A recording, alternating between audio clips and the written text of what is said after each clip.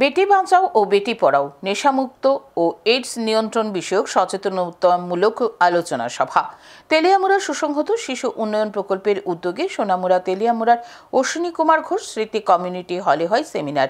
এদিনের এই আলোচনা সভায় উপস্থিত ছিলেন বিধানসভার মুখ্য সচেতক কল্যাণী সাহারাই, তেলিয়ামুড়া পুর পরিষদের চেয়ারম্যান রূপক সরকার, পুর পরিষদের ভাইস চেয়ারম্যান মধুসূদন রায়, তেলিয়ামুড়া পঞ্চায়েত সমিতির ভাইস চেয়ারম্যান নির্মল সূত্রধর, তেলিয়ামুড়ার সিডিপিও পৃথিলা প্রসূন দাস সহ অন্যান্যরা।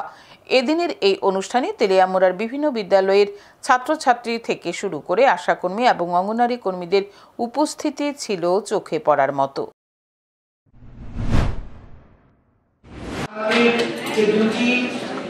গুরুত্বপূর্ণ অনুষ্ঠান, দুটি গুরুত্বপূর্ণ বিষয়, বেটি বাঁচাও বেটি পড়াও, নেশামুক্ত থাকা এবং এইডস থেকে নিজেকে কিভাবে আমরা সুরক্ষা দিতে পারি, এইডস নিয়ে সচেতনতা।